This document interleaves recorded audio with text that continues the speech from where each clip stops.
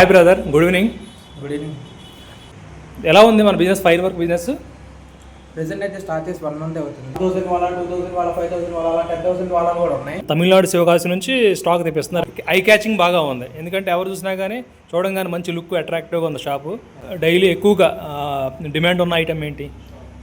ఎక్కువ అయితే మనకి షార్ట్స్ అనేవి ఉంటాయి. ప్రెసెంట్ 2000 వాళ్ళు కూడా ఎక్కువ వెళ్తా ఉంటాయి.